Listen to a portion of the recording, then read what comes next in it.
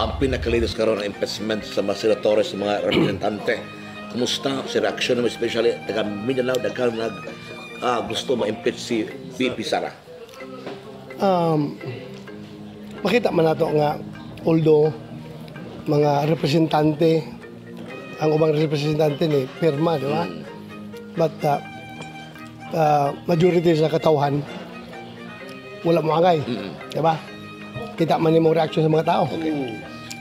But anyway, naana mo gina diha. Wala natin mahimo ay napasa naman sa Senado ang articles of impeachment. Pabuton lang nato karong pagbalik namo kay abtan man og adjournment.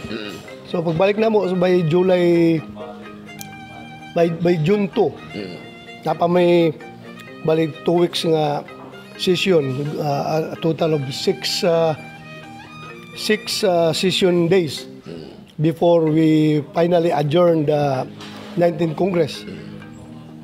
So napa may 6 session days to resolve the issue.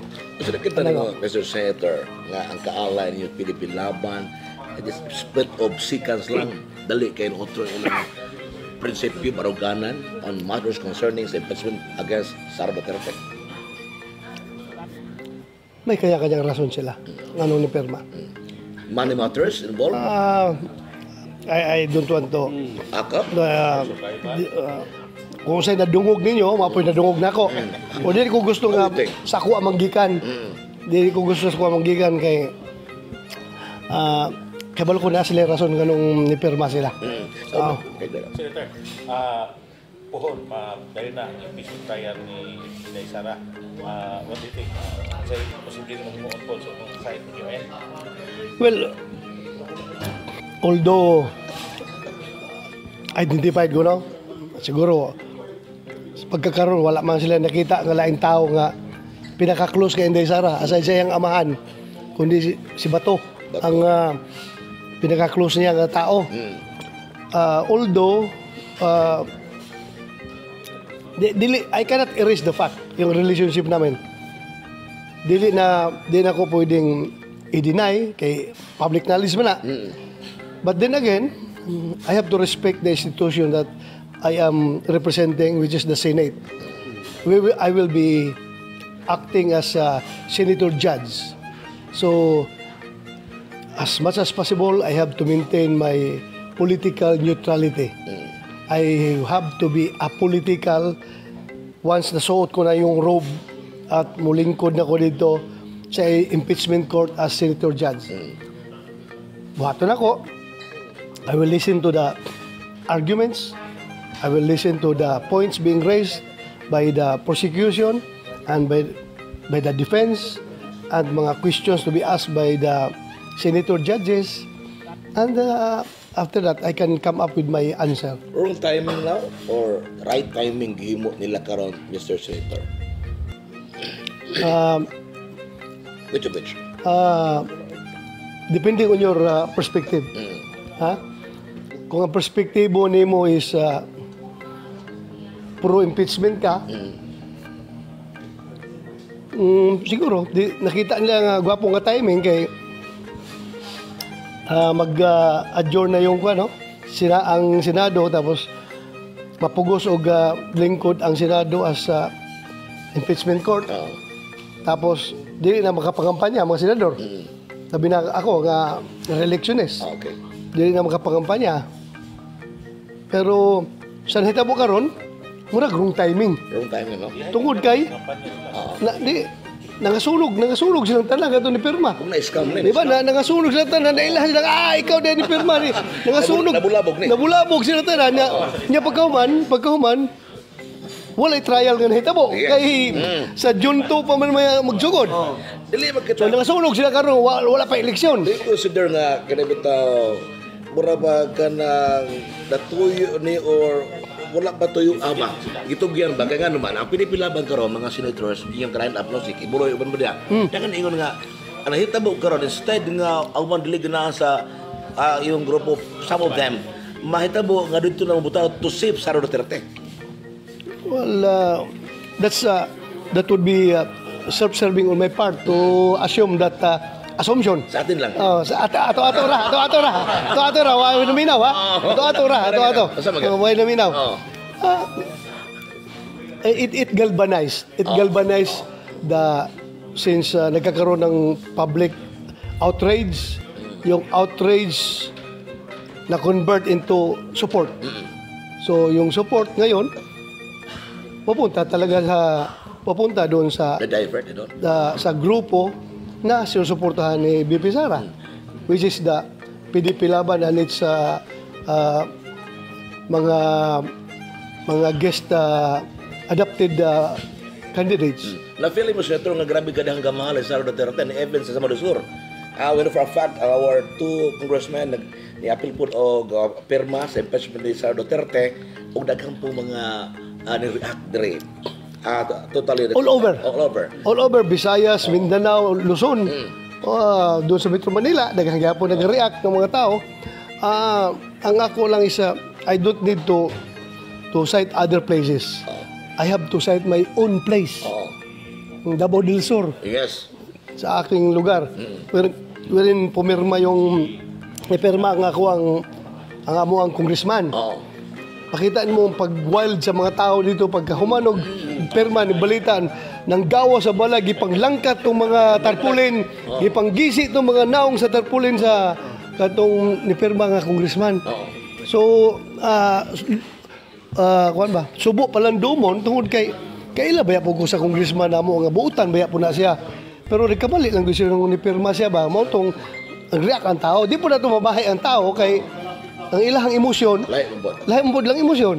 Pero siya, ang congressman na mo, buutan tarong na isang tao, pero mao lagi, nakapirma siya, mao tong di gid niya maiwasan ang brand sa kasuko sa mga tao. Do you consider blessing this guys ni tabo karon nga instead nga di na ka makampanya kay tungod ang mga tan mga kampanya madaugon gyud ang iyong grupo PDP Laban? Si Lord lang everything happens for a reason. And the reason being is only known by God. BBM is not responsible behind ini tanaw nimo si BBM. I don't know kay mayroon siya nga he's not behind pero ang anak man naguna-una. Tanaw nimo diba? Analysis. Ha? Mo na lisod lang po mo yung kag lahi ang gisulti, lahi ang gihimo. Di ba? Lahi atubangan, pagtalikod lahi po ng di ba? Libog. Dili lang ko mo assume kay magsakit akong dughan kung magsakit akong dughan. Dahil karon ka na impeachment you think nga ma-realize ni kay may mga new faces po nga mga senador. Ang rules of impeachment that can be amended anytime. Kung kinsa mo lingkod nga grupo, pwede sila magbuhat og ilahang bag-o nga rules of impeachment. Madugay gini. Madugay gina kay istoryahan pa mo na. Madugay pa. Kung may posibility ka delete na yung madayon. Technically. Madayon. Kung sa madayon. Pero majority favor ni ang question dia is dili lang tamad to sa butisyon kay lisod man kaayo kung madudahan ta no nga ikaw ha ihap-ihap na mo kinsay convict o kinsay dili mo konbikto ha. Dili ta kay pabayaan nato na sila kung unsa lang desisyon. Ang ako lang is may question diya nga after the 6 sessions kung dili na mo ma-resolve na, but since it is a continuing process, obligado ba yun nga humano na bisag end na ang Congress at adjourn ang Congress. So nanay bag-o nga mga senador ang mo lingkod. Lain po na ang senaryo. That has to be resolved by the only solution to that is the rules that is going to be framed up by the sitting senators right now. We are facing a lot of problems today sa atong nasod. Ito na yung investment mo i-priority. Taonin mo na, Mr. Senator. Maulag yun. Politically, ano yan? Doon na agenda? Di ba init man kayo ang istorya about itong pirma-pirma sa Blanco nga Bicam report, di ba? Parting inita. Karon nibuto ning istorya. So but pa sa natabunan tong itong Blanco nga Bicam report. Takya ba kung say timing po siguro. Di ba? Basig typing nga para mo hilom ang blanco-blanco sa Baycam report. Sa imong investigation, Senator, tanaw ginay blanco. Ako mismo nagkukumpirma ko nga blanco. If you can remember, during the opening of the Baycam, nagmanifest ko. Kung wala niyo mabalita ito. Nagmanifest ko, Madam Chairman, miyembro po ko sa Baycam, being Vice Chairman ng Senate Committee on Finance. Pagdating sa Baycam, na-added ko ang House panel, tapos kami Senate panel sa PICAS. Nagmanifest ko, Madam Chairman, may I manifest that before we sign the Baycam report, please give us ample time to scrutinize everything. Because para hindi kami magmukhang tanga. Dahil meron na kaming previous experience nung last budget kung saan pirma-pirma kami sa Baycam tapos gisingitan dito sa mga congressman o kining akap. Nakuratan mi pag-abot inaan na di akap na pod. Bago nga programa. Wala mi kay balo. So, mo tong istorya mi ni Senator Aime next nga budget di na ta magpaisa. Ngayon nagbuka tayong tanga. Next nga budget dapat hindi tayo magmukhang tanga. Bantayan natin. So, mo to nagmanifest ko nga di sa mi mo perma kung dili makita ang report. So, pagdating sa second meeting na mo sa Baycam, final na to. Pirmahay na. So, kung ano pa pirmahom ko, yung pa niyo gihatag sa ko ang report. Sama, apa sa pirma na, pirma. Awa ko mo pirma, ni-walk out ko. Nilakaw ko. Ni-walk out ko, nung pirma man ko, anak nga, wa man ako mabasa. Tanawa lagi. Paggawa sa Baycam report nga soft copy gipadala sa mga opisina, nakita lang na ako dito sa budget sa Department of Agriculture nga naay mga blanco nga mga amount. Walay amount. So blanco. Si BBM walay na pagpirma o bisa magtanaw na may blanco wala. Di, pagpirma ni Presidente, sigurado ko wala na blanco to. Na to sulod. Kaya ang issue karon is not the GAA. Yung gipirmahan ni Presidente. Issue is the Baycam report.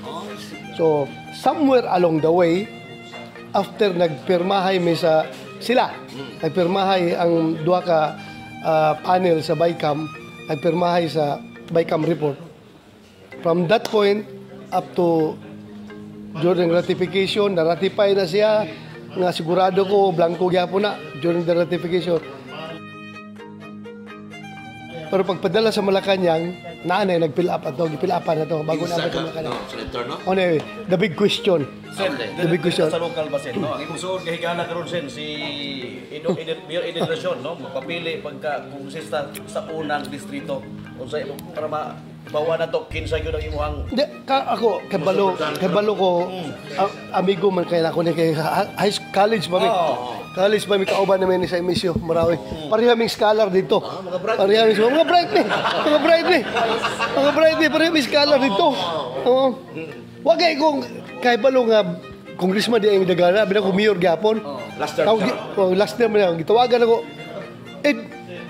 Gutom kay ko, pagkoy paniud to ba? Ikaw ginanawa? Oo.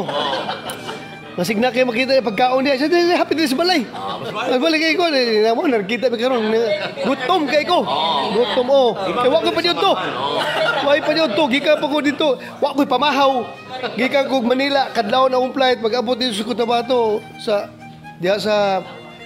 Kapatagan. Istorya ko dito sa araw ng Kapatagan. Nalangin ko kami yun, di lang ko maniud to sa kay di ko kaabot sa akong flight sa Pagadian. Biyahe ko, nauna ko, puti gutuman naman. Naunaan ako kong classmate, tawagan ako ni kay manghinatag pa niyo to. Mayo kay pasalamat ko kay gipakaon mi. Busog kay ko. Senator. Sa politika sa college pa gani nga. Kuan sa UT ra mong kinakaon sa dormitory. Sa dormitory ka. Oo. Sige joy. Dapat pa kami halo-halo. Sa karon sa may mo support ni ayon na bang kontra anak ni gusunan po sa ako gusunan. Oh, ano kailangan nagli? Si Divina o si Governor, si Congressman Divina o si Governor yung mga close po na ko ng amigo. Amigo po na ko na sila. Amigo po na ko ni si classmate na ko. Kisa mo sa duhag yun? Kung kasi akong gagbayan,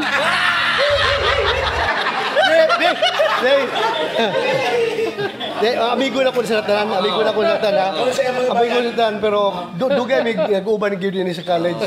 Dugay may nag-uban sa college. So, meaning, dihay kasi mo support. Ano yung paglaro? Gagbayan gina. Paglaro dyan, diba? Michelle, last. Ha?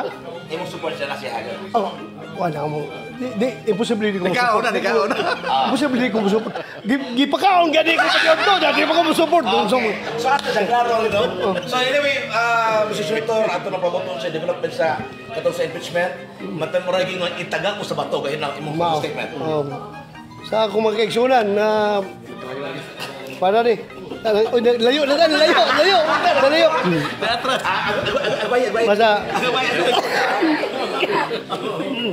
sagot ko kayo, taga nyo sa bato. Ang inyong sulugoon si Bato de la Rosa.